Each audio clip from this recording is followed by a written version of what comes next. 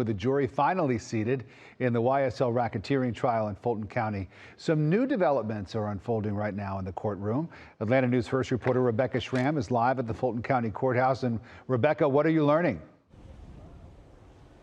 Rick, I was just up in the courtroom on the 8th floor of the Fulton County Courthouse, and defendant Derontae Bebee was in the courtroom with the judge. He has reached a plea deal with prosecutors, so that will bring the number of total defendants in this racketeering trial down to 6. So let's back up and kind of fill you in on this case. After nearly a year of jury selection, Grammy award-winning rapper Jeffrey Williams, whose stage name is Young Thug, is about to be on trial in a massive racketeering case that originally involved 28 defendants. After several of them, including Bebee today, struck plea deals and others had their cases severed, only 6 defendants remain, including Young Thug. Prosecutors say he was the ringleader of a criminal enterprise. Investigators allege the defendants are members of a gang called Young Slime Life, or YSL. Well, defense attorneys argue YSL is not a gang, but rather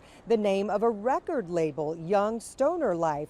Other hearings are scheduled for this case next week. Those will be pre-trial hearings in the case. The trial itself is scheduled to begin November 27th. Live at the Fulton County Courthouse, Rebecca Schramm, Atlanta News First.